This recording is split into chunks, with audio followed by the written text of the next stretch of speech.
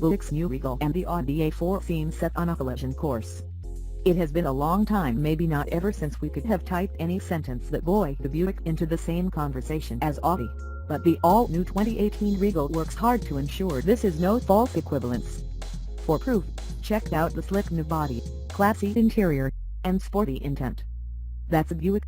We're zeroing in on the potential Buick on Audi showdown because, on vanity alone, the two are the most visually desirable sedans in each other's orbit.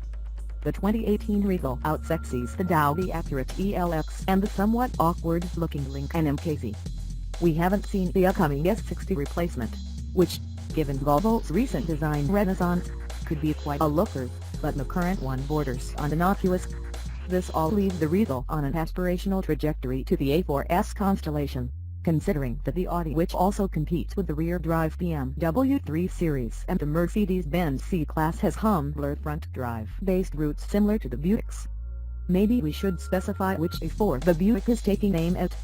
The Sportback in the new Regal's name is a nod to its large liftgate that takes the place of a traditional trunk. This means the Regal is technically a hatchback, albeit one that mimics a sedan in a way that's reminiscent of the A4-based A5 Sportback, which coincidentally is headed for the US market later this year for the first time. Boldly, Buick won't offer a sedan at all, although it will chase another A4 variant, the lifted road station wagon, with the Regal Tourx. By now everyone should be accustomed to Buicks that appeal to such octogenarians, so the Regal's sleek look should come as no great surprise.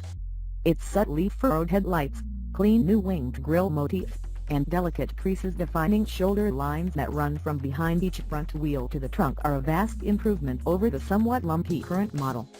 And the four-doors wheelbase has grown 3.6 inches to 111.4, while its overall length swells by 2.7 inches, shrinking the front and rear overhangs and improving the Regal's proportions. The lengthened wheelbase also pays dividends inside, where the new Regal's back seat is more human-friendly than its predecessor's relatively tight quarters.